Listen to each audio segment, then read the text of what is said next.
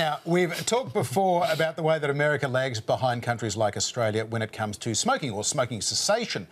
For one thing, cigarettes are still a lot cheaper in the States, $6 or $7 for a pack, and the packs aren't murky green like they are here.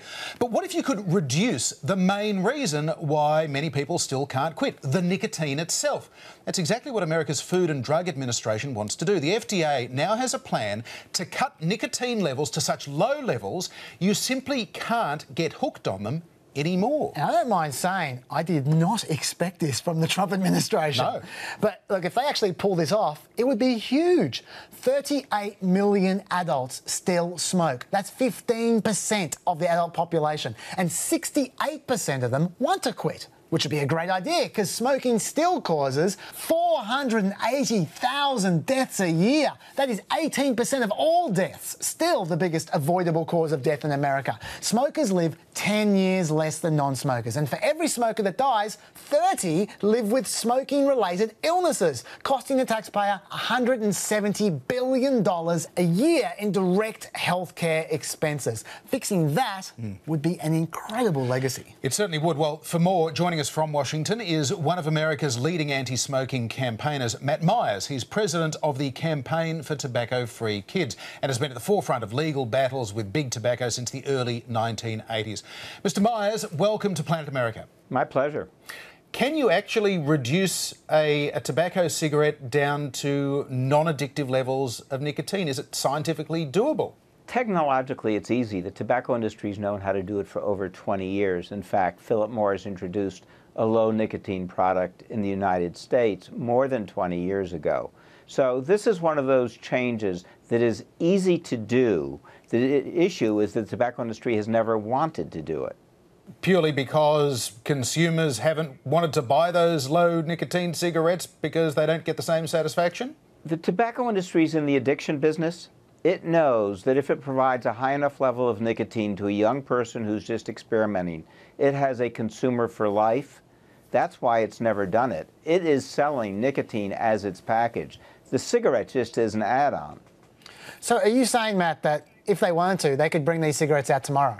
They absolutely could bring these cigarettes out tomorrow. The problem 20 years ago was that the low nicotine cigarette had to compete against a high nicotine cigarette. What the FDA has proposed is requiring that all cigarettes lower nicotine levels to non-addictive levels. That would change the world immediately. OK, so to get to the political side of it, we've got a proposal on the table at the moment. What do you think the chances are that becomes a reality, and how long do you think realistically it'll take for that to happen? The natural assumption is that this is politically difficult to do. The tobacco industry will fight this with everything they have. On the other hand, the FDA Commissioner of the United States has taken a bold step, and he's clearly done so with the approval of the administration. It's the first time a federal official has been willing to do it. And the document that the FDA released just last week demonstrates that the benefits are extraordinary. Just imagine if when a young person started to try a cigarette for the first time, they didn't become addicted. In the United States alone, they project that that means that there'll be 33 million fewer young people who become addicted. 5 million will quit in the first year. Total smoking, they project, will drop to under 2%. The health benefits, the health care cost benefits, are among the most extraordinary one can imagine. So, Matt, a powerful health argument and heartening for anti-smoking campaigners that a federal agency like the FDA is on board. But, of course, you know the role that big tobacco plays in Washington there. You know how much money they give to Congress. They gave $1 million to Donald Trump's inauguration. They call in those favours and they get any kind of legislative change blocked. Do they need this to go through Congress, or can they simply regulate? FDA has the authority to do this without going through Congress. No one should underestimate the power of the tobacco industry. But if we simply stopped because the tobacco industry opposed it, frankly, Australia would be a very different looking country than it is today, and so would the United States. Today, smoking rates in both of our countries are at record low levels. Individuals are protected against secondhand smoke. In Australia, you can't have packages with any colors or logos on it. So we have proven that they can be beaten when political people are willing to stand up for what's right. Is there any fears, Matt, that this could just lead to a bigger black market for nicotine products? The FDA has studied this issue carefully already, and what they found was a couple of very surprising but important things. One, that when you lower nicotine in cigarettes, smokers don't compensate. Two, that the vast majority of smokers will quit. And three, our FDA has laid out a comprehensive scheme in which they intend to provide dramatically increased assistance to smokers who want to quit to use products that won't kill them.